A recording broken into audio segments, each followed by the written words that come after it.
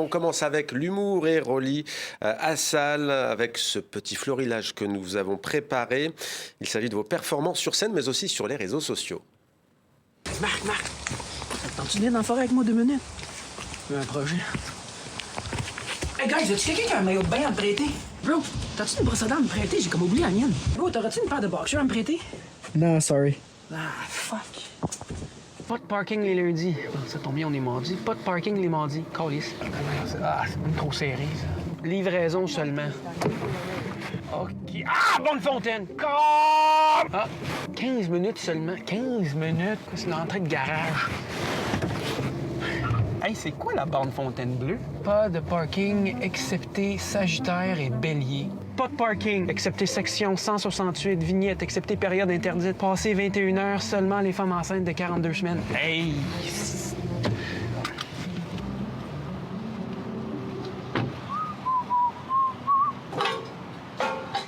Un Québécois arabe au Québec, ça se passe bien. Mais dès que je sors du Québec, ouf! Parce que moi, j'ai été en France. Un Québécois arabe en France, les Français sont pas prêts pour ça, hein? Moi, déjà, j'arrive à l'aéroport. Eux, ils m'entendent parler avec mon accent puis ma face. Le douanier, lui, tout ce qu'il voit, c'est un terrorisme avec un léger retard mental. Léger retard, non, on n'en est pas là quand même. Non, c'était il y a pas là quelques du années. tout. Oui, absolument. C'est de l'humour. C'est des blagues. Ce sont des blagues. C'est aussi dur de se garer à Montréal qu'à Paris, alors décidément. Je sais pas comment c'est à Paris, ça a l'air compliqué, mais Montréal, définitivement de plus en plus... Mais je croyais qu'on disait parkage et pas parking. On dit les deux? On dit parking, c'est un anglicisme qu'on utilise, le parking. Se stationner. Se en stationner. général, ouais. Et donc, c'est compliqué à Montréal. Alors, dans vos sketchs, quels sont les thèmes que vous abordez d'ailleurs, outre, on vient de le voir, notamment les origines?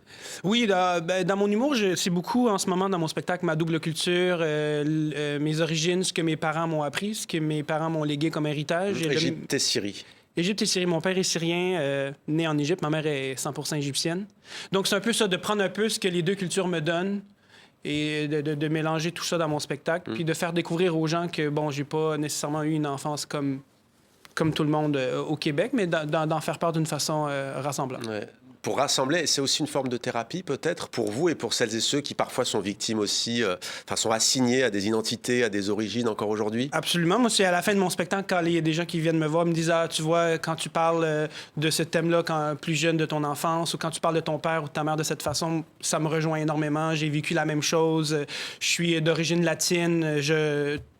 Tes contextes personnels me rejoignent. Donc, tout ça me fait en sorte que, oui, c'est une forme de thérapie pour moi, mais aussi pour les autres de plus en plus. Alors, vous êtes né à Laval, non pas en Mayenne en France, mais au Québec. Vous l'évoquez dans vos spectacles. Vous évoquez les clichés, votre jeunesse, les railleries aussi que vous avez vécues dans la vraie vie et sur les réseaux sociaux. Ouais. Quelle est la place des réseaux sociaux dans votre travail d'humoriste? Je dirais qu'aujourd'hui, je suis prêt à dire qu'elle est obligatoire. C'est une nécessité. C'est la façon de nous faire voir, de plein de différents angles, c'est de nous faire découvrir, c'est aussi une façon de s'assumer, je trouve. Notre personnalité transparaît dans le contenu qu'on fait sur Internet.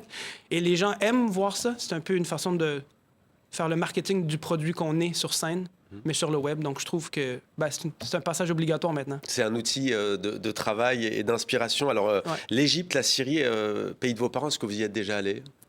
J'y étais quand j'avais 4 ans et 7 ans. Donc, c'est très loin dans mes souvenirs. L'Égypte? L'Égypte, oui.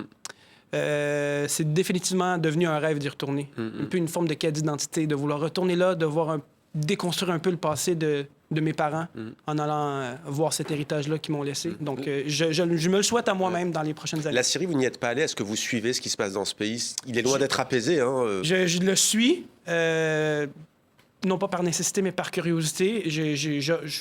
J'irai jamais, à mon avis. Encore là, mon père ne parlait pas tant de son héritage syrien. Mais plus égyptien que dans le pays dans lequel il a grandi. Mais j'ai su que j'étais syrien à l'âge de 30 ans. En fait, je savais même pas que j'avais ces origines-là. Mon père nous a partagé ça autour d'un souper en nous racontant des anecdotes de sa vie.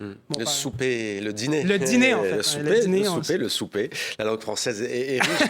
Alors, je signale que Paul Taylor, le plus français des humoristes britanniques, sera en première partie de votre prochain spectacle, donc 1er et 2 décembre. Parlez-nous de cet artiste qui, lui aussi, se moque un peu des quiproquos, enfin, tournant derrière les quiproquos qu'il a pu vivre, comme de nombreux Anglais, en venant en France. Oui, pour quelqu'un qui a vécu, comme lui, 15 ans en France, en tant qu'Anglais, lui aussi fait un peu nous fait un peu de part de cette dichotomie culturelle que lui vit en France en tant qu'Anglais. Moi, je l'ai connu il y a 15 ans à Montréal. On est devenus des très bons amis.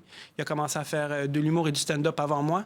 Il m'a toujours encouragé à le faire. Donc, quelques années après que lui ait commencé, je me suis lancé en humour et nos carrières se rejoignent. Je fais sa première partie pour lui quand il part en tournée. Et lui, j'ai l'honneur que lui puisse faire la mienne quand je viens à Paris. Peut-être un jour à Montréal, il va peut-être faire ma première partie. Donc, on s'entraide comme ça. L'amitié, c'est du respect dans notre travail et c'est un humoriste que j'admire énormément. Allez, est-ce que vous, en tant qu'humoriste francophone, vous adaptez vos textes, vos sketchs en fonction du public, qu'il soit québécois, belge, suisse, français, ou est-ce que vous essayez de jouer aussi justement sur la spontanéité?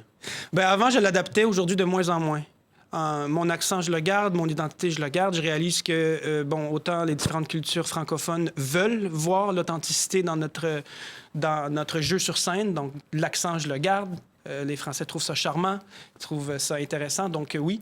Le contexte et les textes, parfois, peuvent être adaptés. J'ai des références qui, ici, sont loin d'être comprises. Donc, malheureusement, je dois les enlever et essayer de trouver une façon de les remplacer dans mon spectacle pour quelque chose de plus français.